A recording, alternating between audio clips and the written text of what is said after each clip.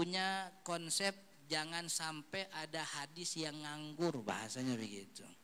Ini kalau kita pakai hadis itu doang, hadis yang berubah, berarti hadis dua kulah nganggur ini, nggak kepake.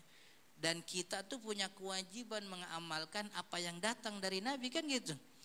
Ma'atakumur rasulu khudhu ma'atakumur gimana? Ma'atakumur rasulu fakhudhu wa manahakum anhu fantahu. Apa yang datang dari Nabi Muhammad amalin, itu pesan Allah begitu dalam Al-Quran. Maka jangan sampai ada hadis yang kagak kepake, padahal kita bilang ini sahih gitu. Contoh kan ada hadis Nabi Muhammad kalau doa ngangkat tangannya sampai telapak tangan dalam itu menghadap ke langit. Tapi pada sholat istisqa Nabi Muhammad doa telapak tangannya ke bawah begitu, yang ke arah langit telapak tangan bagian luar. Kan gak mungkin kita bilang kalau doa begini aja. Kalau doa begini aja hadis sholat istisqa jadi gak kepake. Kalau kita bilang doa begini, hadis yang doa jadi gak kepake. Maka biar dua-duanya kepake, kata Imam Syafi'i, kalau doa minta hajat begini, kalau doa nolak bala begini, kan begitu. Dan itu yang diamalin sama guru-guru kita, supaya hadisnya kepake semua. Karena waktu doa istisqa Nabi Muhammad doanya nolak bala. Contoh lagi nih, biar hadisnya kagak nganggur. Ada hadis Nabi Muhammad yang bilang orang yang sholat itu tidak sah kecuali kalau dia baca Al-Fatihah.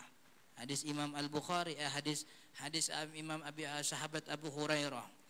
Abu Hurairah nanya, ya Rasul, kalau kita di belakang imam bagaimana?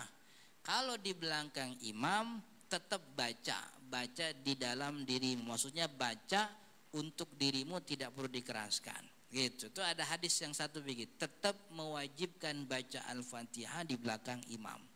Tapi ada hadis lain yang bilang idza man lahu imam fa qiraatuhu qiraatun lahu. Siapa yang punya imam maka bacaan imam jadi bacaan dia gitu. Berarti orang kalau sholat jamaah imamnya baca, dia kagak perlu baca, karena bacaan imam jadi bacaan dia. Tapi sama hadis Abu Hurairah kagak nyambung nih. Hadis Abu Hurairah bilangnya ini kalau jadi makmum baca Al-Fatihah, walaupun jadi makmum baca tetap baca. Nah, maka bagaimana nih kalau kita bilang wajib baca dalam semua kondisi, wajib baca itu Al-Fatihah, berarti hadis ini nggak kepake nih. Hadis Ibnu Umar yang bilang orang punya imam maka bacaan imam jadi bacaan dia, jadi nggak kepake nih. Tapi kalau kita pakai hadis Ibnu Umar doang, kalau punya imam jadi nggak usah baca, hadis Abu Hurairah gak kepake. Nah, maka di combine, di mix tuh sama ulama Syafi'i. Ini hadis Abu Hurairah khusus untuk orang makmum muwafiq.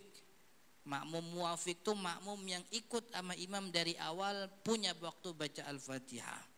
Sedangkan hadis ini, hadis Ibnu Umar, ini khusus makmum masbuk, yang datang sholat berjamaah udah kelewat Al-Fatihah, udah nggak punya waktu sempat baca Al-Fatihah. Jadi sholatnya kita bikin sah, rokaatnya kita bikin dapat, karena Nabi Muhammad bilang imam bacaan dia, dan kalau dia dapat ruku dapat rokaat. Nah, ini kan cocok nih. Jadi kagak ada hadis yang kita anggurin tuh begitu. Jadi madhab Imam Syafi'i kalau ada hadis yang kontradiksi, maka yang pertama itu al-jam'u, kita kumpulin, kita kombinasi. Bagaimana caranya biar kagak ada hadis yang kita abaikan begitu. Makanya Imam Syafi'i salah satu gelarnya kan Nasirus Sunnah.